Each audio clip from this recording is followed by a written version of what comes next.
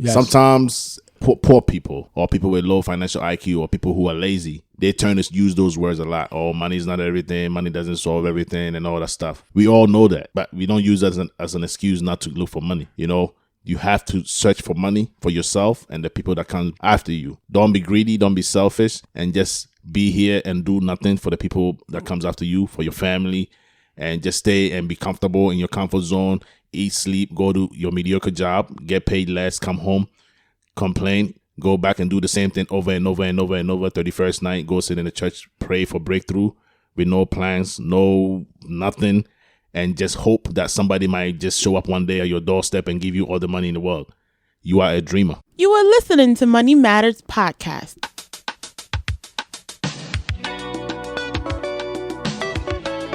Step into a world full of worth and financial intelligence. Dedicated to bringing awareness, empowering the world to financial freedom and personal development. Once again, welcome to the Money Matters Podcast. I go by the name Clever Pinero. I'm in the studio with the professional investor Alex, and today we're going to be talking about 10 principles of money. In our day-to-day activities every day, it's either you're making money or you're spending money, and you want to be on the money-making side as much as possible as you can. You don't want to be always spending money. You also want to find ways to also make money. And money doesn't necessarily care about your values or your beliefs or your ethics. There's some principles that money follows. And as long as you know these principles and you follow them, there's a higher chance that you'll be making money and you'll be financially free. Any comments, Alex? Definitely. Principles are pretty much set standards or set rules. Not some are really enforced, some are not. But these are some very important basic understandings that you have to have about whatever your endeavor is. And in this case, it's about finances, it's about money. It's as simple as just a simple 1 + 1 is 2. There is nothing you can do about 1 + 1 to change the results to 4 or 5 or 3. It's always going to be 2. So this same thing goes for money making. There are some principles that always add up to you making money. And if you don't know these principles, you'll always be at the losing end. And these are principles. So you can also never change the results if you put one, just as if you put one and one together, your result is always going to be 2. If you don't know these principles, the basic facts, and follow them, your results are always going to be 0. So these are very important stuff that we all need to know and take note of them and put them to work every day concerning our finances to get favorable results. So these are very important stuff that I'm so delighted to actually share in this and also learn myself. So it's going to be great. So let's pay attention and grab our pen and paper and get to it. And without wasting too much time, we're going to go straight to number 1 on the list. The number 1 on the list is never spend money before you earn it. You never spend money before you earn the money. Whenever you spend money before you earn it, basically what you're doing is you're just sacrificing your future, sacrificing the future money at the expense of the present. And you don't want to do that because once you do that, you're always going to be playing catch up. Yep. You're always going to be catching up from behind all the time. And that's not a smart way to make money, or that's not a smart financial decision. Definitely not. People with higher financial IQ don't make that kind of decisions. No. And, the same as people who borrow money, like people that borrow money, people that use credit cards, they all like spending money before they earn it. And some of these people, they spend the money on liabilities instead of even spending it on assets that are going to generate some kind of money for them, income producing assets. They spend the money on liabilities, which also take money away from them. So it pushes them steps way back before they even, they realize the kind of debt they're putting themselves into. So it's never a good idea to spend money before you earn it. You want to make sure you earn the money first and then you spend it. If you find yourself borrowing money, you want to make sure that the money that you borrow, you spend that money on the income producing assets, which is going to in turn generate money for you so you don't even have to borrow money again. Yeah, that's my take. The only time you should spend money before earning it is when you are guaranteed that that money that you're spending is going to be making you a lot more than what you're putting in, or it's gonna at least generate the same amount of money that you put in. Because now you have not spent what you don't have, and you don't have enough. So now spending what you don't have, buying stuff on credit, borrowing to spend to consume without actually making anything back is it's even going to put you in a deeper hole. You're going to go down even deeper. So by the time you get that money, it's already gone. You're only going to be playing with the skeleton of the whole thing. So now spending money that you don't have is pretty much actually even especially if you're using a credit card or you borrowing with high interest rates and stuff like that, that means at whatever rate of interest you are being charged, that is an extra cost to you. So you incurring more spending money that you don't have. And in Tree language, there is a saying that says "Sika amba metuni nuano entena," because in English it says the money that comes and not have, like if you're earning something and you don't have anything, or you have zero, that money that you're gonna make is not gonna stay with you, because you have all your expenses and all your anticipation is on this money that's coming in. Oh, I don't have money, but I'm expecting X amount of money. So when that comes, I'm going to pay my electricity bill. I'm going to pay my cable bill. All right. So if you had something before earning this, that all those bills, all those expenses would have been taken care of. And once they're taken care of, then the money that's coming in can be put to savings or put to towards an investment. But since you have zero amount of money, whatever that's coming in is already is already out of the door, because it has to go settle these bills and expenses that have been accrued. So yes, let's do our possible best to not spend money before we earn it. Before you actually get hold of it, do not spend it. Do not spend it by using your credit cards, because you're in anticipation of making XYZ amount of money. So hey, I can spend this on that, spending that on that, because I'm making $200. So if I put $50 to this and $100 to this, then I will still that's never a good idea, especially when you're using a credit card, because that's gonna cost you more than you're spending. So whatever that you could live without till you get hold of that money, let's do that to at least save the interest that you're going to be paying on whatever you spend. Yeah, and also when you spend money before you earn it, and you always have to pay that money back before you save before you have the chance to save money, it puts you way back to the point that you never have the room to generate some kind of extra money on the side to want to invest. And investing is the ultimate way to create that other source of income that you could use to increase your money.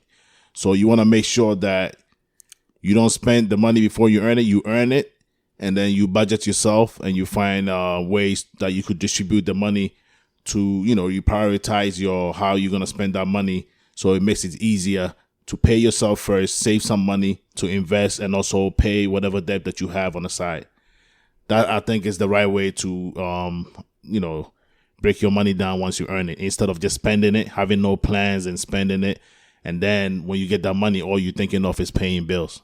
Yes, and if you try to play this catch-up games, then you're guaranteed to work for the rest of your life, because the only time you can stop working is when you have saved or invested more money to take care of you when you're not working. But if you're working and before the money comes to you, or before you get that money, get hold of the money physically, is already spent, then that means you're always going to be working to live. You're always going to be working to consume. You're always going to be working to spend. And, at some point, you might not have the strength to go to work. And if that happens, I'm not sure how you're going to survive. So even not spending money before you have it also kind of gives you the room to put some into savings, and also into some sort of investments to give you the opportunity to stop working at some point and live off your investments and your savings. Yep. So that's number one on the list. Number two on the list is don't chase money. Instead, be a magnet for money. Meaning stop chasing money and be a magnet for money.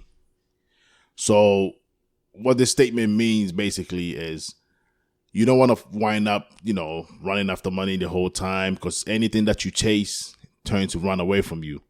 You stop chasing money, money's going to run away from you. Instead, you want to create value. You want to create some kind of value. You want to be valuable to the point that money is going to come to you. You will not have to chase money. Money will come to you. How do you create value? By coming up with ideas or products or some kind of solutions to people's problems, which is going to in turn bring people to you. The people will pay you because you got the solution to their problems, or you got the product that they need. You got something that they need, so they will pay you for it. If you have nothing to show, if you have nothing of value that the people want, nobody's going to give you the money. And money is a numbers game. The more people you're helping, the more money you make. If you're helping 1 million people are going to come to you, pay you money for what you have to offer them. So it's very important that you know this, that you want to be valuable as possible. You want to make sure that you become a person of value, that people will actually come to you for their needs. Yes, I think I have a personal experience to this. I have engaged in a lot of ventures, many different types of businesses in Ghana. And before I go into it, I sit in a room and talk and plan about these things. And I can predict how much interest profit I'm going to be making from all these ventures. But once I get into it, that's when at times I feel like I have to go kind of plead with people to come and patronize that whatever service or product that is. So it's like I'm always chasing the money. I'm always chasing people to come and buy whatever that I'm trying to sell or being a good or service. So with that being said, I feel like at some point I get tired of trying to convince or trying to get people to come into my venture or type of business and patronize it. But then I realized that why not find something that is always in need, a product that people are always looking for, something that people need all the time. So I got into one specific type of business and I saw the difference. So that's exactly, I think, what this is telling us. Instead of us, doing that type of business that everybody is in it, that have a lot of supply than demand, let's look for things that do have less supply and a lot of demand. With doing that, instead of you going out there to look for people to come and patronize your service or goods, you would rather have people coming to you and probably might not even be able to supply all their demand. So with that being said, now you are a magnet. People come to you with offers and stuff like that sometimes. Instead of you negotiating and trying to get the highest value or money for your product or service, now people are actually coming to you because there's so many people looking for that specific thing that you want. So now they're trying to beat the competitors' price and stuff like that to be able to win that specific product or service. So yes, let's think and always look for things that people need more. All right, that's the value. So once you have that value, people will definitely come to you and you will be that magnet. You see how once a magnet get a little closer to a metal, like if that metal is light enough, it would jump to it. It wouldn't go to it. So let's use that principle and think and look for stuff that people do require and need more all of the time. So we wouldn't be looking for people to come and purchase our stuff. Yep. So basically, more value, more money.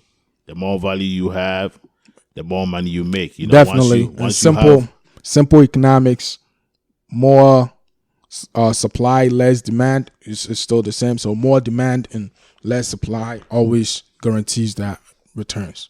Once you have the skill and the aptitude to solve people's problems, people are going to run down to you and give you their money. That is what you want.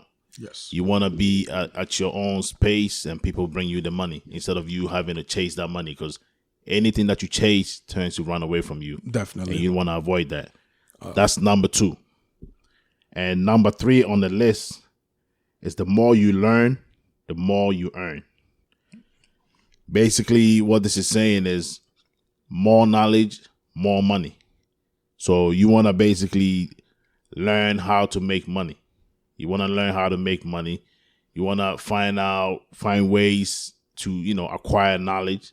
The more knowledge you have about something, the more money you can make off it. The only reason you give your money to other people is because they have knowledge about certain things that you don't have the knowledge about. So you turn to give them your money so they could apply their knowledge to help you. So you don't want to always be dependent on other people, even though you can just depend on yourself alone the whole time. But you want to make sure that you acquire some knowledge too for other people to depend on you. So you could also have them bring money to you. So you want to earn as much knowledge as possible, because since the more you learn, the more you earn. You want to learn more skills, become valuable by acquiring knowledge. And, be not born with knowledge. You acquire knowledge, So you want to make sure that you take the time, you spend time to acquire knowledge, and money will follow. Definitely. It just pretty much never stop learning. There's no expiration date or an end to learning. Always seek information. Always, arm yourself with information, because this day and age, the little info that you lack will cost you a lot of money. And the little that you could do yourself, you would not pay someone to come do it for you. So the more you learn, the more you equip yourself with information, with knowledge, and sometimes with some technical know-how of certain things, because every penny counts. Every little money counts, because if you have $1,000 and you take the dollar out of it, it's no more $1,000. So if you could learn and gain some knowledge about certain things, and you could do certain things by yourself, or even come out better yet, create something that people need and require all the time, that's even better. Because now you're going to have people coming to you for your value, for your knowledge, and for your services. So now instead of you going to people for services and stuff like that to pay them, now they're coming to you for you to render your services to them and collect money from them. And there are so many ways these days that we can learn information. The information on the internet right now is endless. So whatever that you need, whatever information that you're passionate about and you want to pursue, do not give yourself excuses and reasons not to proceed, because just get on the internet, YouTube, wherever, you can just learn so much. So you can equip yourself with so much, and whatever that you could do yourself without paying somebody else, that's a little that you don't have to give to somebody else, but then also can go towards your savings, your investments, and also grow your portfolio. And you don't just want to just learn for learning's sake. You want to learn things or stuff that has the potential to generate money for you. You don't want to waste time learning the names of all the rivers in Africa, the names of all the presidents or in Africa. You don't want to learn the names of the ministers and names of birds, and that stuff is not going to make you money. That's just trivia. You want to stay away from trivia. If you want to do it for the fun of it, that's fine. But if you're really serious about trying to make money, you want to learn stuff about money. You're trying to learn how to make money. You learn about stuff about how to make money. That's what you want to learn. Spend your time learning how to make money. It's like if you want to learn how to play a piano, you learn about how to play a piano. Yes. You can't just be learning about something else. Meanwhile, you're trying to learn how to play a piano. Yeah. You want to learn how to play a piano. Yes. Stop wasting time on trivia. You study trivia, by the time you graduate or whatever, it's not going to earn you no money. It's going to be waste. Definitely. Just be specific about the money that you're trying to make and how to generate money for yourself, how to save money, how to cut expenses, like whatever there is to know about money, that should be your goal. So that's very important point that you just made. And, whatever there is to know about money, make sure you have that under your belt. Yep. And that was number 3 on the list. Number 4 on the list is never be a slave for money. Become a slave master. You never want to be a slave for money. You want to be the slave master.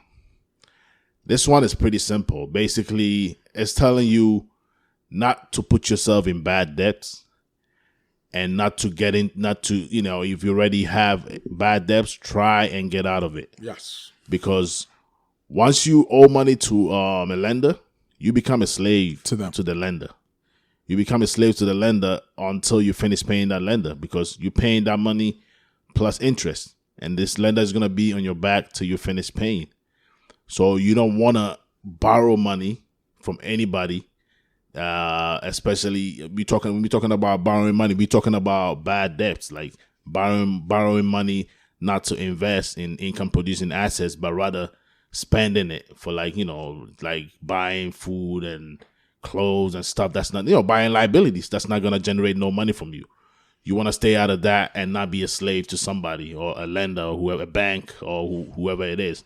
You want to make sure that you stay away from those people and not be a slave. Yes, this is so important, and this is the little that we can do without even having to go out there and spend or do whatever. It just pretty much telling us to control our finances. Just as the slave is controlled by the master, you become the master and control your finances, knowing when to spend, knowing when not to spend, knowing how much you make, knowing which avenues can create more funds for you, stuff like that. Everything that there is to know about the little $200, $300 that is coming to you, you have to make sure that you control the affairs of that $200. Wherever that 200 got to go, you have to make sure you make that conscious decision. You don't have to put yourself in any situation where you'd be forced to go put certain amount of money somewhere and take some from other places, because that's others controlling your finances. So if you know exactly how much you make, that's very important. That will tell you exactly how much you can spend. Knowing how much you want to put to the side, you have to make every conscious decision about where every single penny goes.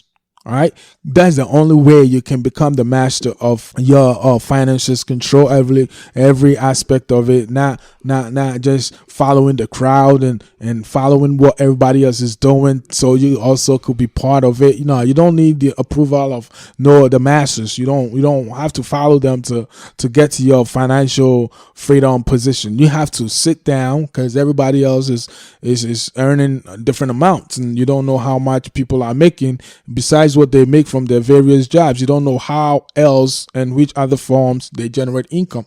So you cannot compare yourself to others on how they spend or go about their finances. You have to control every single penny that leaves your hand. All right. If it's not important and you can live without that, it's not something that your life will depend on.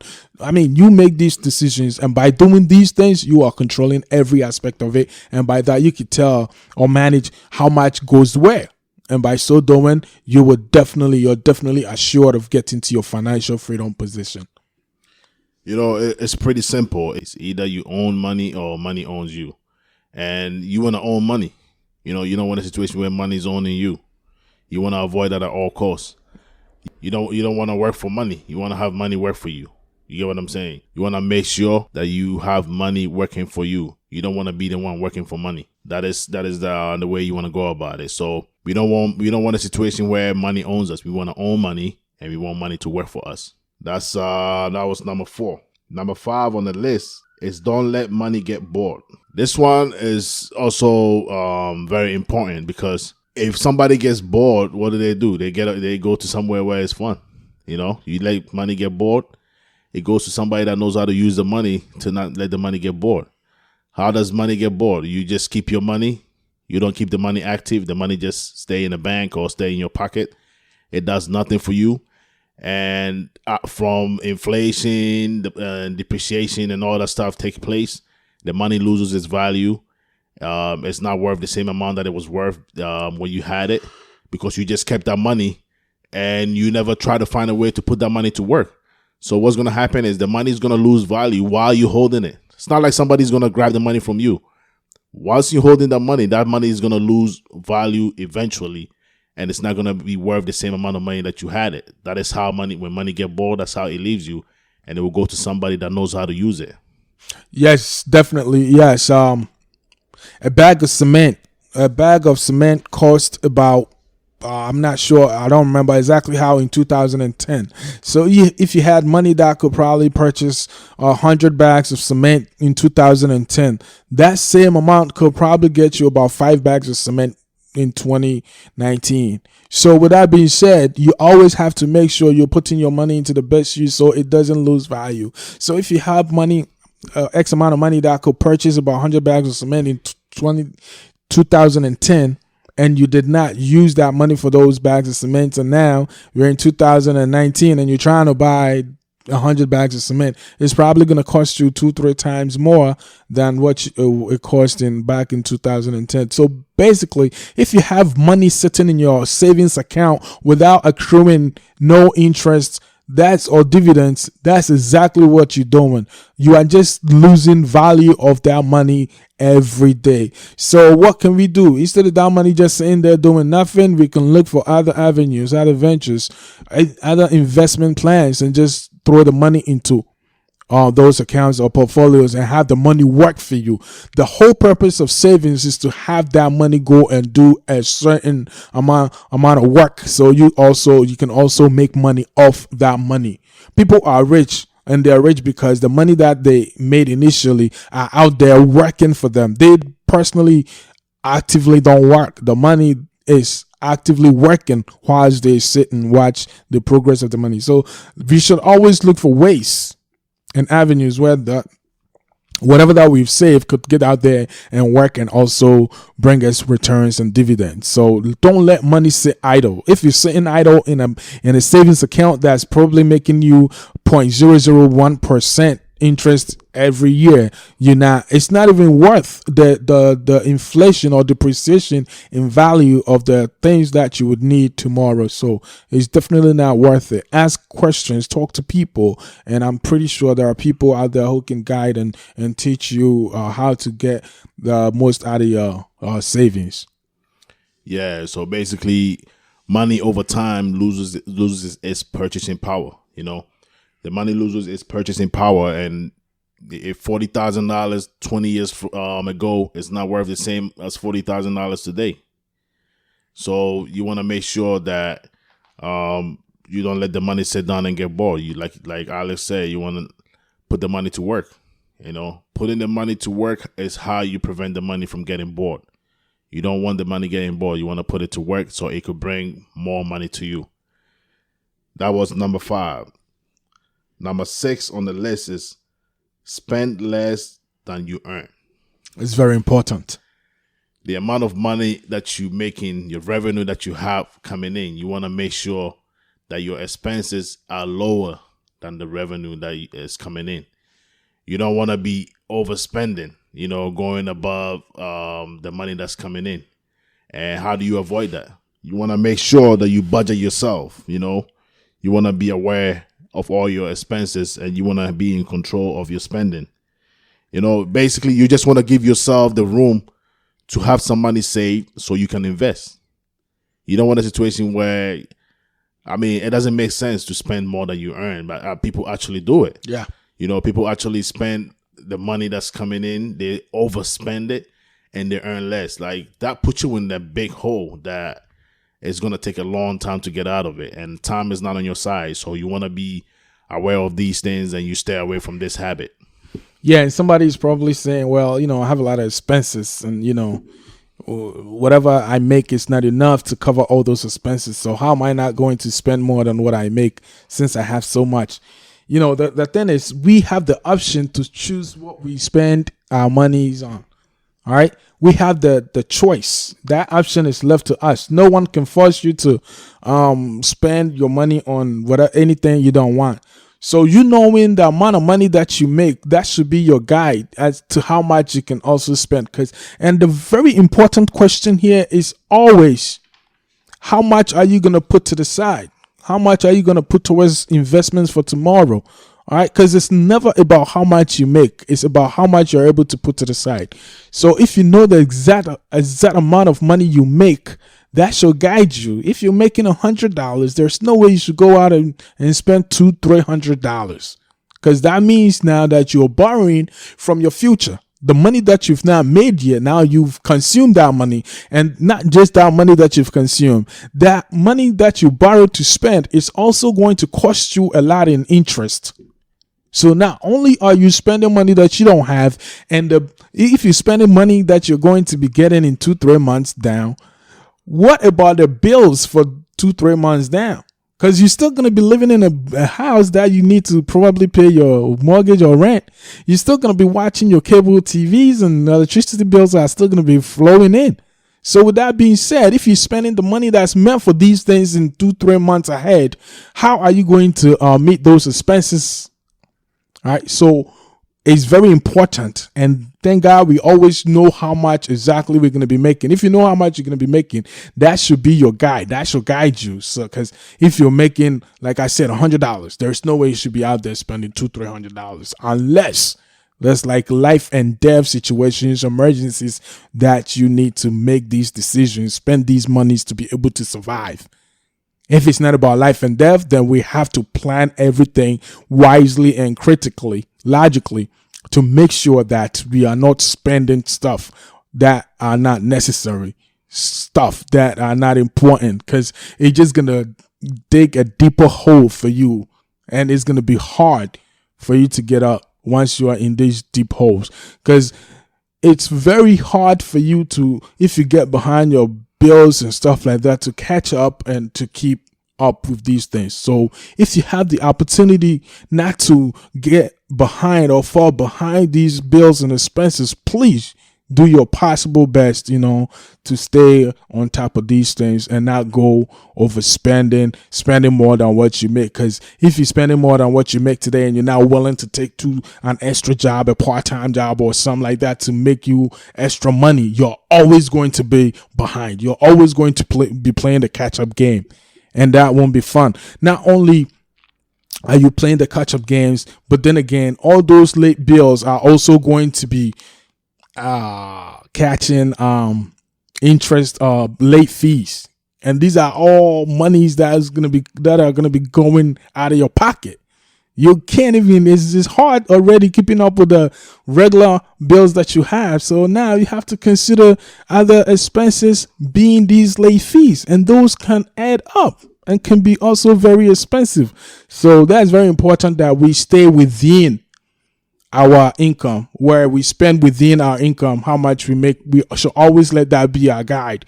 We should always think about paying ourselves first before we even go out to do anything. That way we are guaranteed something to the side every time. This is the only guarantee that someday we'll be able to sit back and enjoy the returns of our the work that our money does for us. Yeah, so basically it's all about budgeting yourself, making sure you on the plus side of your income minus your expenses. You want to stay on the plus side. You don't want to be on the negative side when you doing your income minus expenses. It's just that you have to be aware. You have to be aware of these things and try to make sure that you stay on the positive side. You definitely don't want to overspend. That's a really bad habit that you want to stay away from. So just be aware of it and try to budget yourself in a way that you stay positive all the time. That was number 6 on the list. Number 7 on the list is the right partner can make you rich. The wrong partner can make you poor. You're talking about partner as in wife and husband, or girlfriend, boyfriend, or as a partner as in somebody you're partner with to get into a business, or what type of partner? I think it doesn't matter whoever it is. A partner is a partner. A partner is somebody you have accepted to go into some kind of finances with. I think it matters. I think it matters because if you end up marrying somebody as a partner, that's different. That's a different. Yeah, so that's what I'm saying. There's different partners. The base of your partnership, being marriage or friendship, does matter. Yes, it does matter. But okay, when we're talking about business in this situation, we're talking about somebody that you're pairing up to do business with.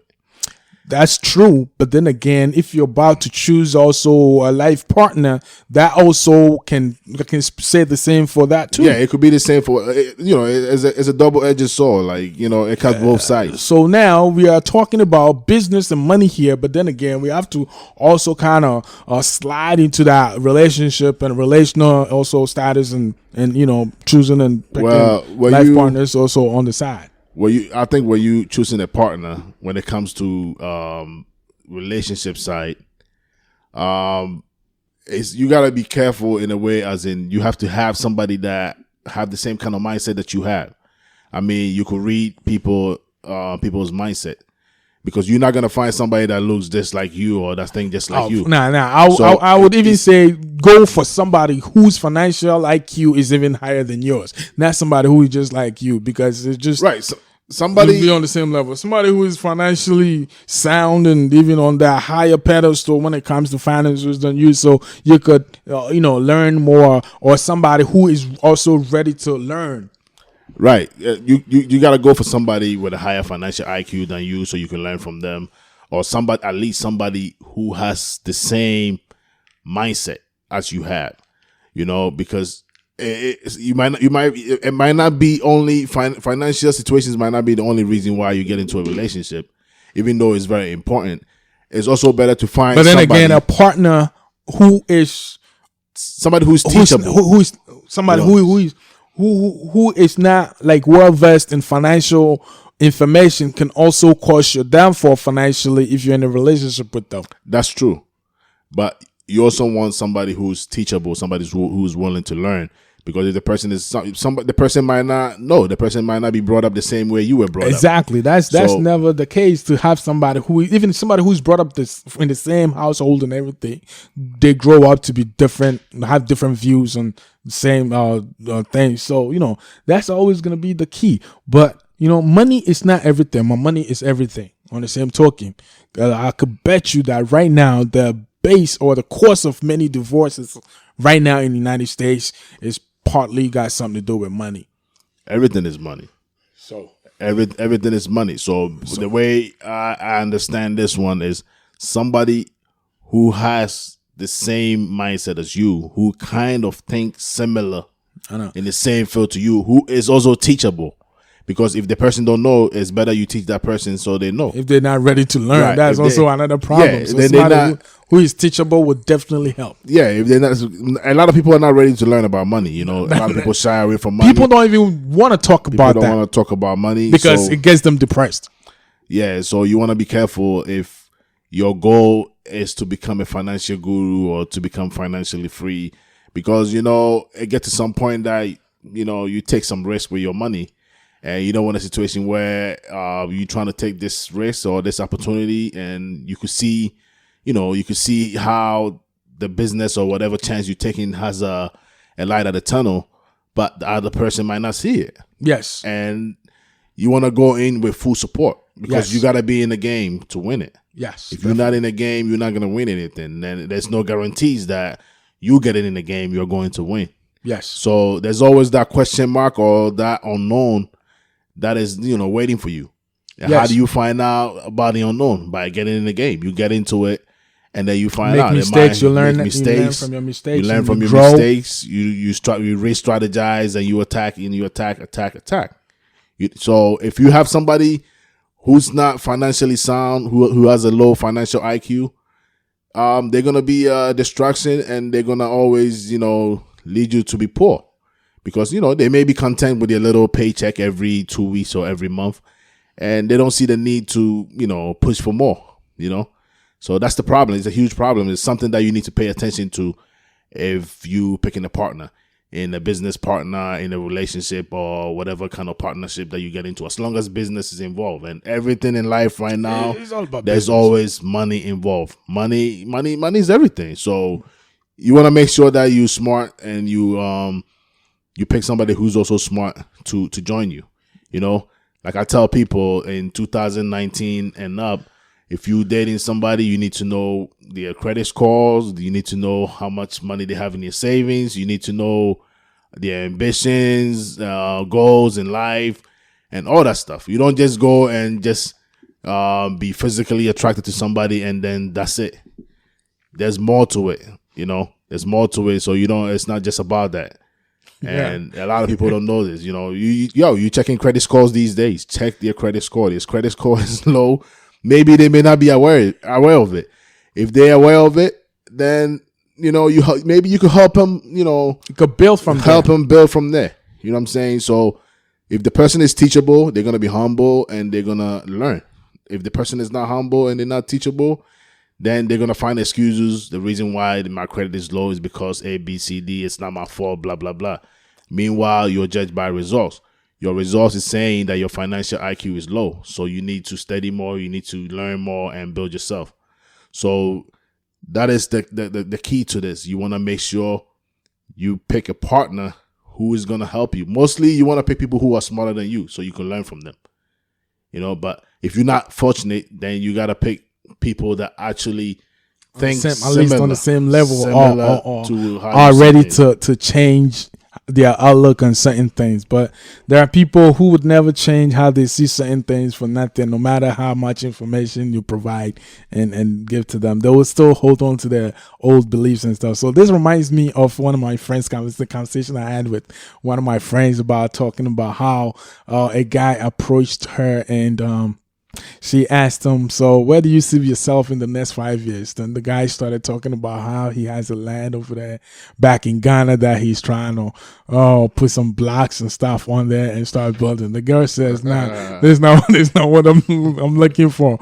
We're living here in United States and you're talking about seeing yourself in the next 5 years by putting up blocks and starting a foundation on a house back in Ghana. When are we going to move back in there? Yes. So yes, it's very important that these days you ask these questions about how people do see themselves, their plans for tomorrow and stuff like that, because partnership is also is you helping me and me helping you. So if one partner cannot carry their load, then that means you have to take their load plus yours. So you have to make sure that at least if they're not even going to support you carry your own load, at least they can carry their own load. And getting into a partnership is simply because you can't do all by yourself, so you need somebody else to come and give a helping hand or help you carry that whatever load that you guys are sharing. So if you go in for somebody who cannot even carry their own load, if you partner up with somebody like that, that means you definitely have to help carry their load.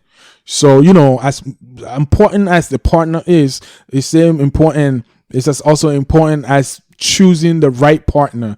So if you don't have that right partner who would complement whatever you're doing, then it just you back to zero because you couldn't do it. That's why you went in for help, but then that help is also unable to help you. So now not only do you have to find a way to do your own work, you also have a way to do their work plus yours. So that makes the problem, it doubles up the problem. So at least make sure you have somebody there is somebody who is have a lot in common, because it helps. And also they say the opposite attracts, and the opposite attracts only when the opposite complements what you have. For example, I'm going in for a partner. I don't like to do laundry, but she likes to do laundry. So now she's complementing my lacks. So if I go in for somebody who also doesn't like to do laundry, then you can imagine how life will be for both of us. So in business, like this day and age, like I told one of my friends, everything is about business transaction. Whatever friendship, relationship, business, whatever that you're going into, you have to make sure that there is something very important in for you, because you don't want to just go and wasting your time for stuff that won't benefit you or others around. You have to make sure that you are bringing stuff to the table that everybody else will benefit, and you also in to help others and they will help you in turn, and you pull your resources and strengths together to be able to build or create something that will help the whole public and people around. So it's very important to make sure that you choose the right partner who understands what your goals are, what you're trying to do, your accomplishments and everything. That way you guys are working towards the same thing. But if you go in for somebody who disagrees with what you're trying to do, then not only do you have to try to get that person on board, you also have to convince him that it's also important to follow or support your course. And, so if you have the option to choose, make sure you look at all these things so you can pull in somebody who will be in for the long haul. Yeah, so I think what this number is basically trying to say is to stay away from lazy, low financial IQ people who don't want to learn and who are scared to talk about money, who just want to settle for mediocrity. Yeah.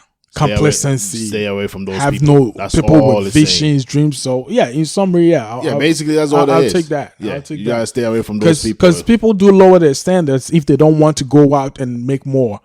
Because Right. if you show aim for that house or that car or whatever, it means you have to put in more work to make more money. But hey, I don't want to put in more work to make extra money to be able to afford that. So I'm just gonna, if it's a house, I'm just gonna settle for a 2-bedroom apartment with no commitments, nothing. You know what I'm saying? We live in a over $1 trillion economy. Why would you want to settle for less? Other people are making that money. You want somebody who's gonna support you and be part of the risk taking to make more money, to make as much money as you can. Yeah. You make as much money as you can't spend them all, you pass them on to the next generation. As simple as that.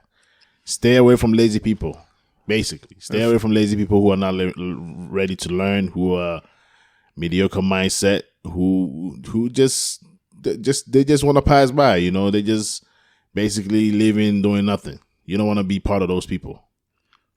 Yeah, I think the report came out yesterday or today. The Fortune 500 made over trillions of dollars just in 2019 alone. They made over trillions of dollars in 2019. The Fortune 500 alone made this money. So what's preventing you from also making that some part of that money? So let's not settle for less.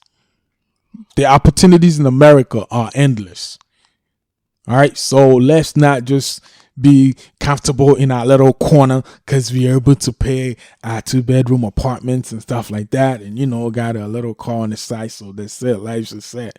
No, let's aim higher. Let's dream dreams. Let's have bigger and greater visions. And by doing so, you have to make sure that you partner with those with similar visions and dreams. You know what I'm saying? So interact with people with common ideas and common goals, because there are a lot of people who are fine with the little that they have. I don't want to stress myself. I don't want to push, life is too stressful. Just be comfortable with whatever you have. No, there are people who talk like that. Nah, don't settle for any of those speeches and talks and just keep pushing. Because in America, like they say, the sky is the limit. It's not the limit for just a few people. The sky is the limit for everybody else. But how do you see yourself? How high do you set your goals and ambitions and visions? All right. So if you just have a little, just get me a 2001 Honda Accord, you get that and then life is set. But then if you're looking for a 2030 Maybach, then you have to definitely go put in more work and more hours and stuff like that. So let's not settle for less. Yeah, so basically life is how you make it, Your life is going to be how you make it. Like they always say, life is what you make it. If you're just going to make your life mediocre, you're going to be living a mediocre life. If you don't want to live a mediocre life, then you step your game up and you avoid people who think that kind of way, You want to avoid those people so you can stay focused and, sometimes it's better to do it yourself. You know what I'm saying? Than to waste your time with like partners who are going to just drag you. You better off doing it yourself than to waste your time with partners who are not going to support the agenda, who are not going to be willing to learn and just going to drag you. Even though 2 heads are better than 1, sometimes you might find yourself doing it alone. And you might achieve better results than, with a partner who's not going to help or who's going to be no help at all. That was number 7 on the list. Number 8 on the list is money will solve your money problems, nothing less, nothing more. Money will solve your money problems, nothing less, nothing more. Everything is about money. So you may think that once you have all the money in the world or once you have money, is going to solve all the problems in the world for you. Money is going to solve all the problems like food, clothes, shelter, education, business, investments, and all that stuff. It will solve a lot of marital problems too. A lot of problems for you.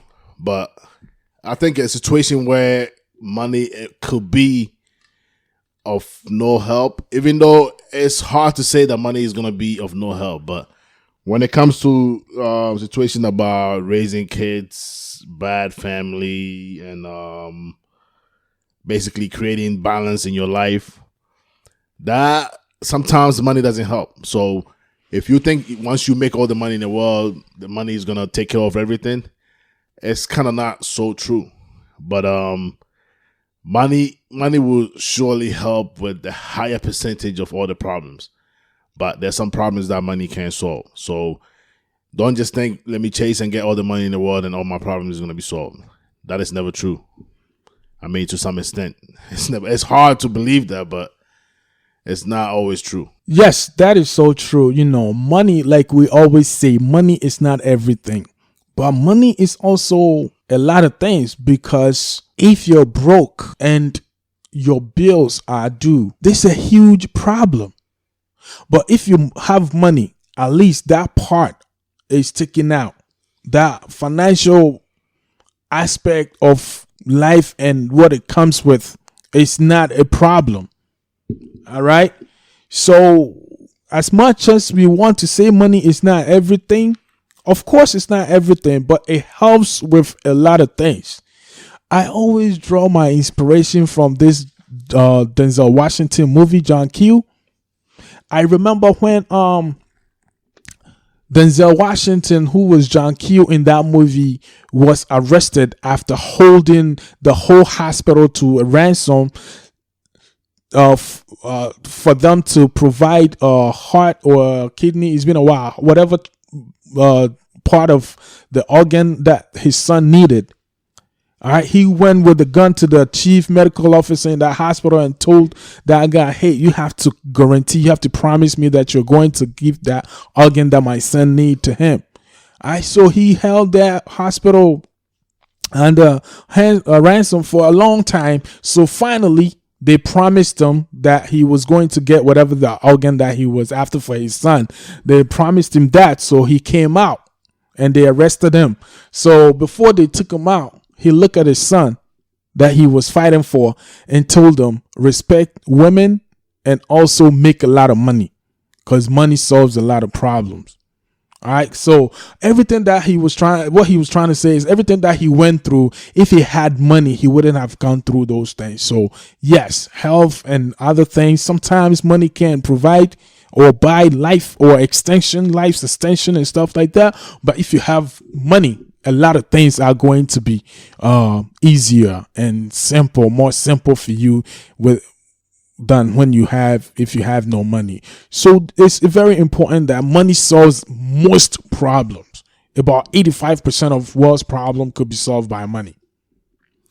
That's very true. So as much as we want to say, well, money can buy watch or the clock but can't buy you time, it can buy you bed but it can't buy you no sleep, and all these things they're good.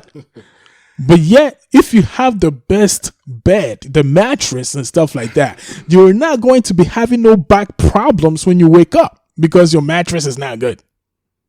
All right. So yeah, we want to say these things. If you have the right watch, it's not going to be telling you wrong time. So at least it can't buy you time, but the right time will be guaranteed.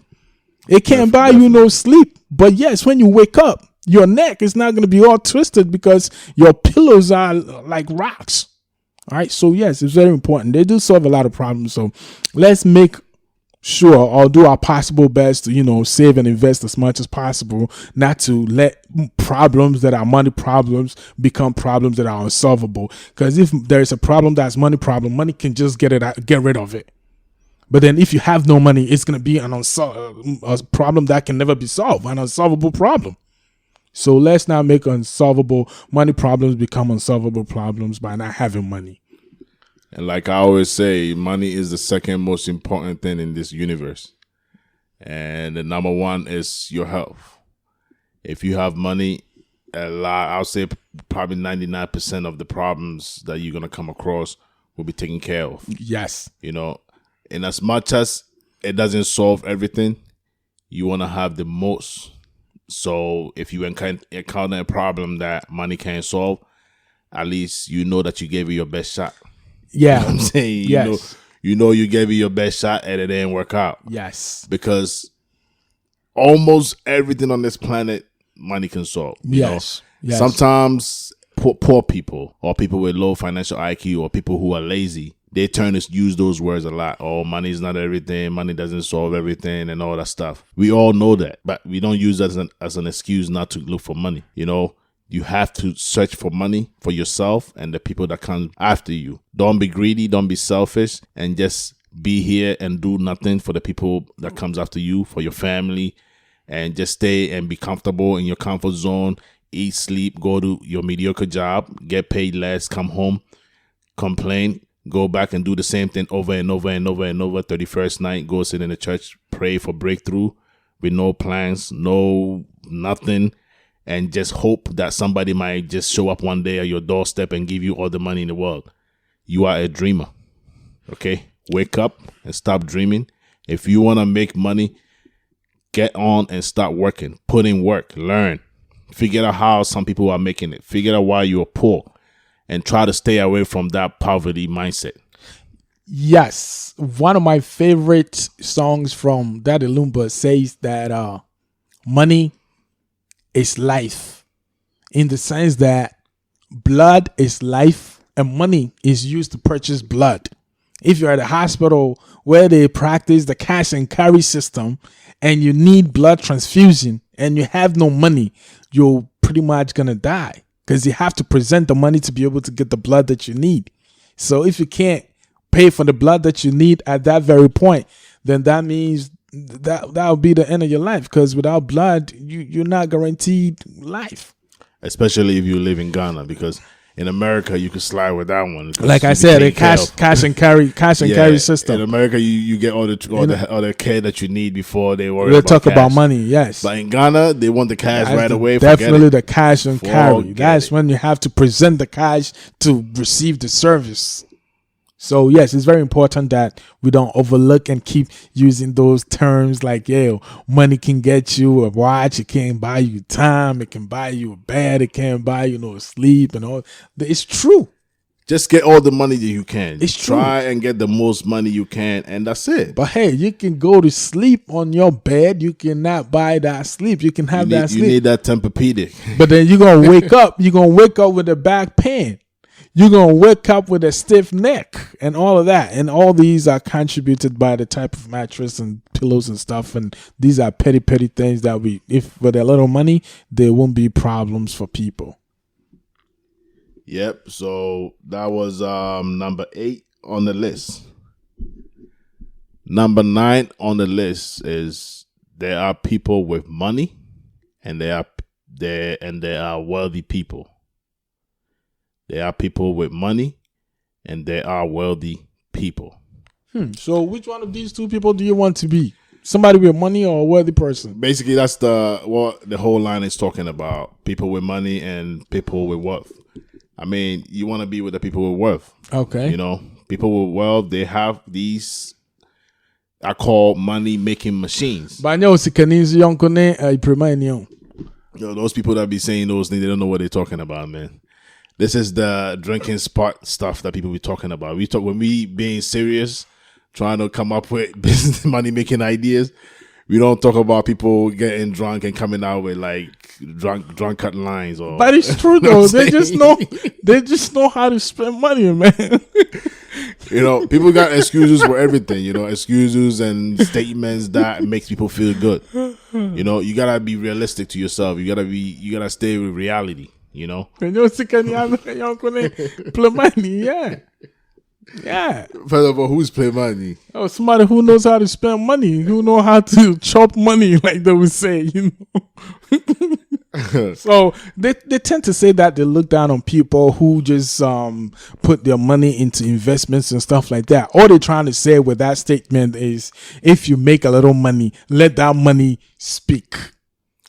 Yes, there's a lot of people that they see so much cash and they think, oh, this person is rich, that person has so much money. There's a reason why when they're talking about the richest people on this planet, they say that person is worth this amount. All right, because you don't want to have just cash with you and in a bank and you just talking to have $20 million, $100 million, and it's all cash. That's good, but it's better that you have the money making machine. All the money making machines in this world, you have some of them that are gonna keep generating money for you every day. You're not gonna be so worried about inflation, depreciation, and all that stuff because you have the system in place that are generating you money. Every day you are guaranteed to get money. If you just have cash and it's not you don't have no assets that are generating you money, you're not earning anything. The money is losing value every day. The money keep losing value every day. It's gonna run out at some point. So you don't want to be the guy with the cash. You want to be the wealthy guy. The wealthy people are the ones that pays the rich people. You know what I'm saying? So there's a difference between who's rich and who's wealthy. The wealthy people, they pay the rich people. So you see the rich people buying all these fancy things. There's somebody signing the check. You want to be the guy signing the check. Those are the wealthy people. You know what I'm saying? So, like Chris Rock said in one of his comedy shows that Shaq is rich, but the person that signs his check is wealthy. You want to be that person who's signing Shaq's check. You don't want to be Shaq. I mean, Shaq is rich. That's cool, but that's there's levels to it. You want to make sure that you get to that level where you be signing people's checks. Other rich people's checks. You don't want to be the guy comfortable with just having the money with no money making machines. You want to invest in income producing assets. I can't say much of this. You want to invest in income producing assets, things that are going to generate money for you every day, whether you are up, sleeping, doing whatever. Money is coming into your account every day. Yes, pretty much. People with money are those flashy guys, those people that want to be spotted on the streets as rich people. They want to portray themselves as wealthy people, rich people, but in essence, they are the people with money. They have a little money, so they want to make it look like they are worthy, but they're not wealthy because whatever they have, one person from top to bottom could probably cost about $200,000-$300,000, including the necklaces and bracelets and stuff like that. At the end of the day, all these things on your body, on your person, are not creating any money, any worth for you. These are all liabilities, not assets. And like we did explain in a previous video of audio, talked about the difference between assets and liabilities. So whatever you're putting your money into should, be looking into putting your money into things that are on the asset side, because those things will generate money, and those are the wealthy people. Wealthy people do spend on assets, things that make money. So like you said, there's a difference. Yes, there's a huge difference between a guy who is rich and a guy who is worthy and a guy who is with money, because those that are with money sometimes want to try to kind of put a certain status, a certain outlook out there that will kind of guarantee or give them the chance to interact with the wealthy people and rich people, because they are not. But once they get the chance to be with these people, they want to give that outlook, portray that outlook, so people will give them some kind of respect. Those who are worthy, it does not matter what they put on their body. Could probably from top to bottom, or could probably cost about $70, $80. But yes, they are rich, and they know they are rich, so they don't have to prove anything to anybody. You don't have to prove anything to anybody by wearing the most expensive stuff out there. It's beautiful, they're nice. If you want them and you have the funds for it, make sure you don't go empty and use credit cards and stuff like that. Some other gimmicks and stuff. Like I heard people would dress up and go to some of these expensive stores to go use their cologne, their testers, and just spray themselves. No, you don't have to put yourself through all these things. You just have to make sure that you invest your money, put your money into assets and stuff like that. And down the road, you wouldn't need to be trying to convince people that you made it or you're rich, or it's not important. Make sure that whatever that you have is going towards investments. They're making money passively and actively every time, even when you're sleeping. Stuff like this guarantees you being worthy and being rich for a long time. But trying to put up the show for people to believe that you're rich, it's not the way to go. And the funny thing is, these people who are wealthy, they get paid to wear these expensive clothes that you paying so much money for. They get paid to wear it for free.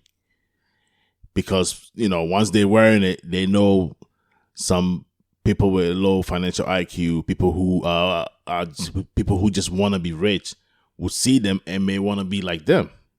So they get these products, these colognes and these clothes that are so expensive in the store. They get them for free. They don't pay money. They don't pay money for those things. So if you see them and you feel like you want to compete with them or you want to be like them, and you go to the store and use credit cards to buy these things and walk around and show it to people so they will think that you are rich, you're just making the fool out of yourself. Because at the end of the day, you know that you are poor. You're a pretender. You're not real. You're fake. You're just a wannabe. Yep. So you will always lose, because these rich people will look at you and they will just be laughing like, yo, this person is funny because I'm getting these things for free and they spending all their money buying these things. The rich people are too smart. They're not going to spend their money on that. If they're going to spend money on anything like that, it's money from some of their income producing assets that they're going to use. They're not going to use their capital to buy clothes and watches and cars and all these expensive stuff. They make sure the money or the revenue their assets are generating is what's used for that. The assets are always going to be there and they're always going to generate money from them. Yes, this reminds me of the question my math teacher back in high school, Mrs. Watkins, asked me one time when I was wearing Tommy Hilfiger's shirt, written boldly in front of it, Tommy Hilfiger. He said, "Why are you wearing a shirt with somebody's name on it?" And I paused and thought about it. Why? Because you want other people to know that you bought Tommy Hilfiger shirt that is so expensive. But that's his name. In that case, everything has other people's name on it. All right, but then it's not written outside boldly for everybody else to see. So I'm thinking, like, what's the sense in it? You're only gonna attract. I'm a walking advertisement for people, and they're just sleeping, don't even know about me. So what is the point? They don't care about you. They're just using you, basically. So that right there. Like I told you, the rich people, they're wearing these things for free, and you paying to do advertisements huge for these sums people. of money to advertise for these people. Advertise it for people. You're doing commercials for these people. So are you free. Trying to impress people by wearing XYZ clothing? That is the whole point. What exactly does that get you? Because they're worried about what the next person is thinking of them. If the next person thinks they're rich, they achieve their goal. If they're thinking you're rich, but then you know that whatever you're wearing was purchased with a credit card, that's going to accrue interest for you to pay in the next 2-3 months. Yeah, there are people that actually go to Macy's, buy clothes, and they wear the clothes to parties with the tags in them. Tags in them. Tucked in. And they return it to the store the next day. You don't. So I mean, all these are some of the ways that people do become slaves to these things. Yeah, because they want to leave wasting kind of time to come bring it to Macy's, go pick it up, bring it back, and who knows? Someone might even spill a drink in that clothes, and you may end up having to own it because they might not accept it with as damaged as it probably will turn out to be. So yes, we have to make these conscious decisions, right? Whatever we do, we have to make sure everything is a transaction, it's a business transaction. So whatever you're doing, wearing these clothes with people's names boldly written in front of them and stuff like that, what is it for you doing these things? What are you earning financially? So if it's not contributing anything to your finances, then we should think twice about these things. All Yeah, right. you So basically you're doing free commercials for these oil rich people that owns the clothes that you're wearing. You know what I'm saying? we should never be those people with money. All right. We shouldn't. No, I mean, if you have money, it shouldn't even be able to be told by people that, hey, look at that guy. He's wearing XYZ, so he must be rich. Let's try not to impress people who probably don't even care about us, who probably don't know who we are. Because at the end of the day, you know you. And if you're going through so much to make X amount of money and you want to put it all into something to impress people who might not even know who you are, who might not even care about if your bills are paid or not, then we have to think twice about these things. All right, we should not don't let these people, give them the chance to be able to spot if we are with money or not with money. That should be our own problem. Let's think and decide what is good for us financially before we make these investments and these purchases, because at the end of the day, it comes down to us. All right, so if you don't have anything to invest, let's not put money towards those investments. So at the end of the day, just be mindful how you spend your money, because that determines everything about you. Be smart, spend your money wisely, spend your money on assets. Don't just spend money to impress people who don't give a damn about you. That's all we're saying here. That was number 9. Number 10 on the list. Actually, this is kind of my favorite on the list. Your rewards in this life will always be in proportion to your contribution. Your rewards in this life will always be in proportion to your contribution. Basically, what this is saying is you always get what you put in. You put in a lot, you're going to get a lot. You serve millions of people, you provide the needs to millions of people, they all going to, in turn, give you a lot of money. If somebody's in a community where they're serving 50 people and somebody's serving 100 people, I mean, you can see the difference. The person that's serving 100 people is going to make more money than the person serving 50 people. So you cannot be there and be of no value, not contribute any kind of value to the society that you're in, and still expect some kind of money or some kind of revenue to come to you. If you don't put in anything, you get nothing. You do nothing, you get nothing. So you want to make sure that you become somebody of value, so you could attract people to come to you, a lot of people to come to you, and for the skill or the value that you have, so you can make more money. That is true, but also we have to be very, very knowledgeable and smart, because I can say that a lot of people have contributed a lot. They've done a lot more work than those who are actually reaping the fruits of their labor, because they probably didn't know one or two things that they should have done. So let's make sure that we gather every information concerning whatever trade that we are involved in, because if you're not careful, others will reap the fruits of your labor. So as much as we want to contribute and also get the returns of our contribution, we should also make sure that we seal all the loopholes around whatever that we're doing, so people don't walk on us to enjoy the work of our labor. I mean, there are always going to be people who are going to be preying on other people with ideas, and people who are contributing, That's all I'm saying, because those are there, and they will always be there, and their actions are their actions. Those are their choices and decisions. But the least that you could do to safeguard, to protect that little that you are contributing, should always be your topmost priority. Yep. So you want to come up with basically ideas that you could use to have more people come to you. Yes. All right. Ideas and skills that you could use to have more people come to you. For the value that you have. Yeah, for the value that you have and the output that you're putting out. Because some people get so passionate about what they're doing that sometimes they get blinded by these predators and stuff like that. Because these guys will prey upon them. Those are the people that get comfortable. Those are the people that always say, I'm not doing it for the money. Exactly. All right. Yeah. And there are people You know what like I'm that. saying? There are people like that. But then they put in so much work that they should be rewarded heavily. But, like they said, I'm not doing it for the money. I'm passionate about this. Yes, you are passionate.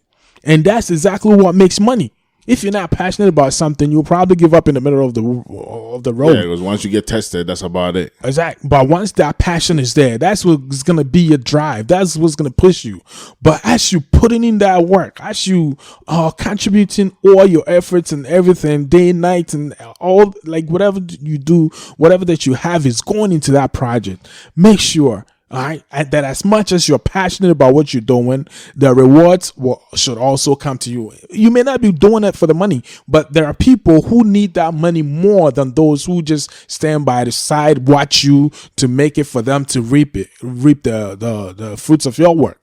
All right, so you protect and prevent those people from preying on you and whatever that. Even if you don't want the money personally, there are so many needed folks out there, people who need the stuff, the money, the resources. So you make it and help bless those people with. Yep. So basically, what you want to do is to be somebody of some kind of value. You want to put yourself in a position where you can help as many people as you can. Because when we take a look at this world, all the rich people that everybody knows, these people are helping people not just in their community, they're helping the entire world. All these multi-billionaires out there, they're helping the whole world, Yeah. People, somebody like Bill Gates, giving people access to computers, Microsoft, Yes. Microsoft Word, Excel, Microsoft Office, all that stuff. His foundation is looking to generate water for people through all sorts of possible means. He's putting money into malaria drugs for some African countries to get help with malaria, people that can't afford the malaria drugs and stuff like that. Yeah, this is all from the money. He could have just sat back and said, well, I did this, I followed my passion, and right now I don't even need anything that money could provide, so why, push? But no, this guy is making sure that whatever that is due to him comes to him, and he could channel that into whatever that his passion is now. Yeah, somebody by like helping others. Somebody like Mike Zuckerberg and them with Facebook, how they're helping people connect with their loved ones, friends, business.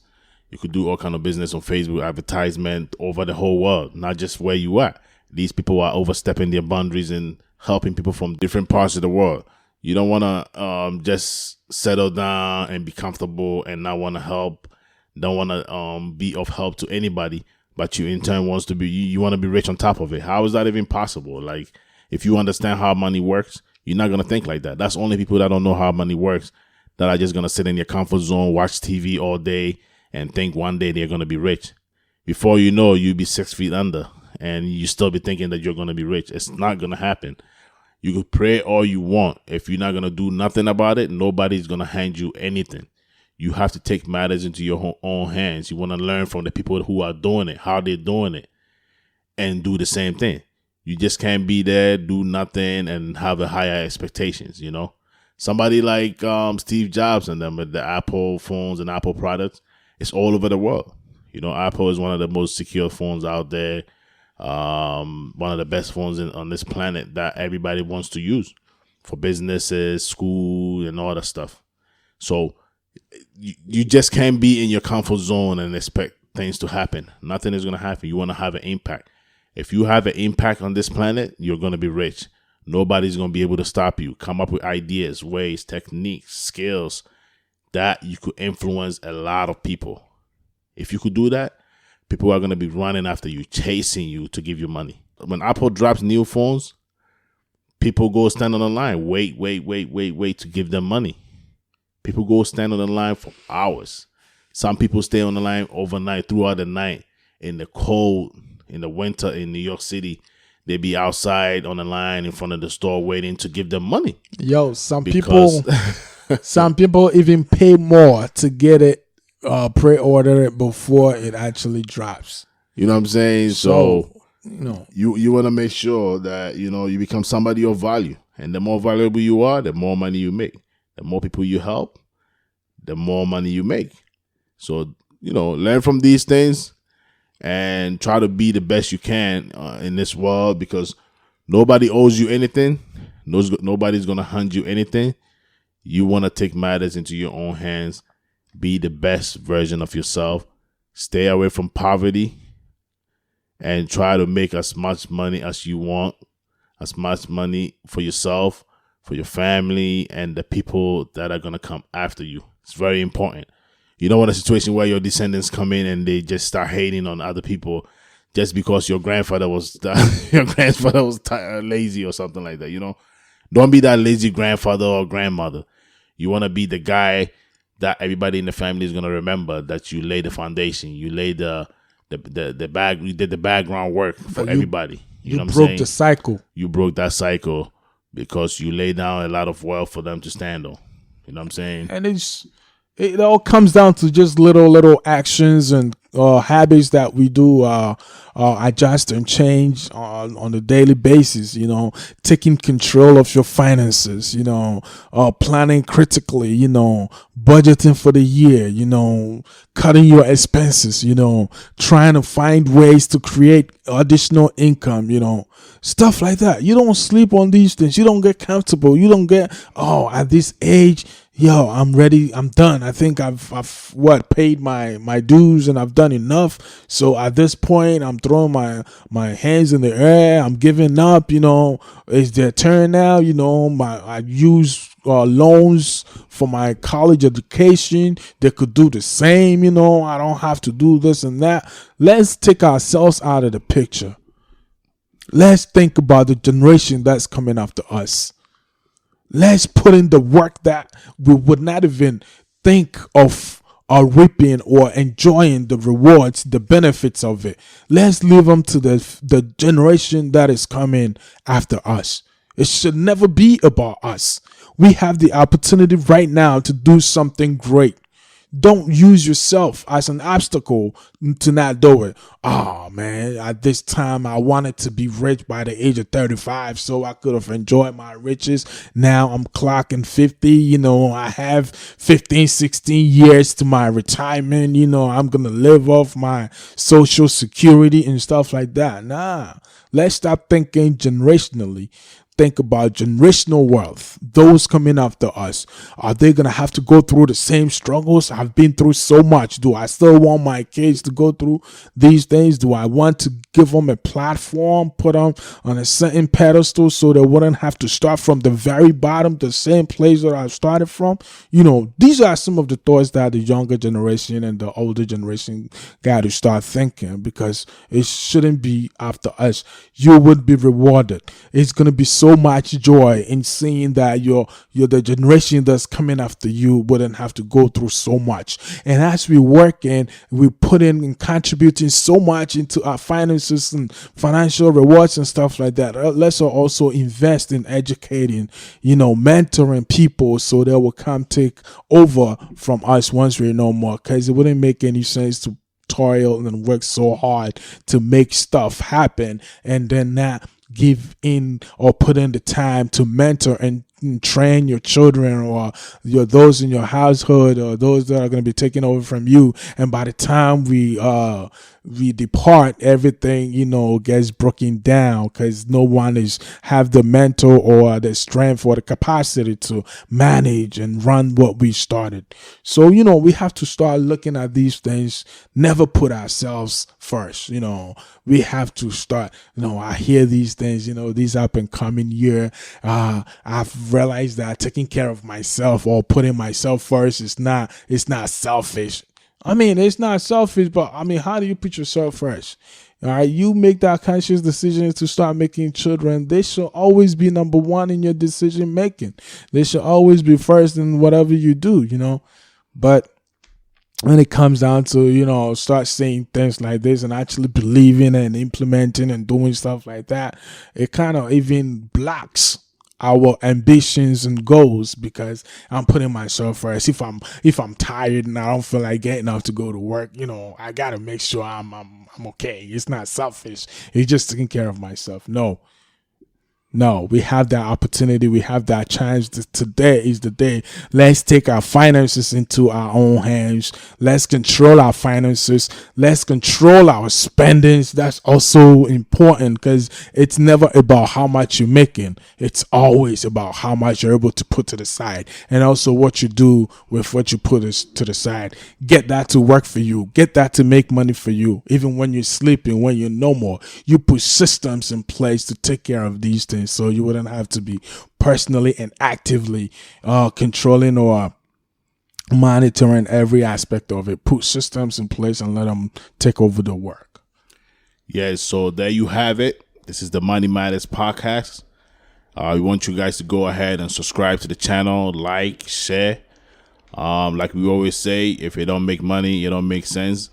If you wanna, if you're interested in making money, you're interested in sharing ideas on how to make money, how to attract money, how to become a money magnet, how to think and grow rich, you're in the right place. It's the Money Matters podcast. Subscribe, and tell your friends and family to all subscribe, so we could build a community out here where we could share ideas on how to make money and break away from this poverty and this mediocre mindset, and push ourselves to the limit. And remember, the sky is the limit.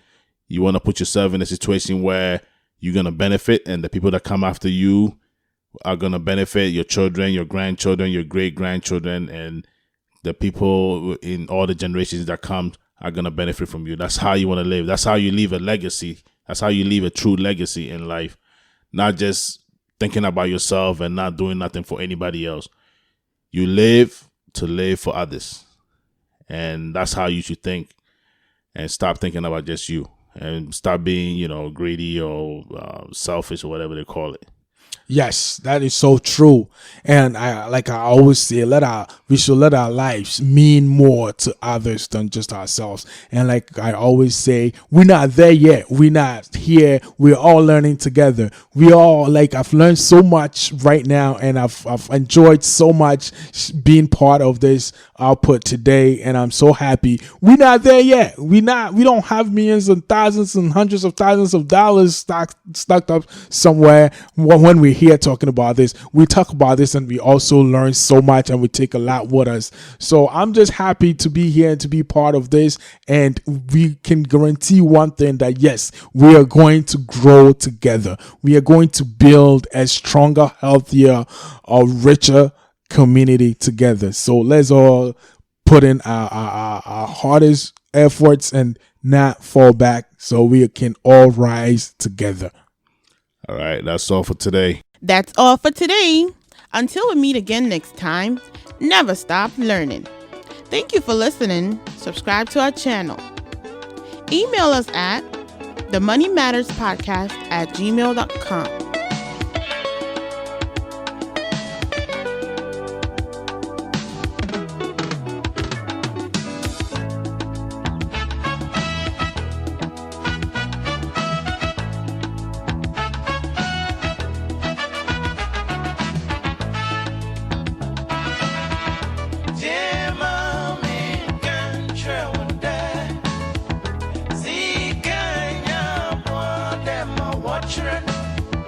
See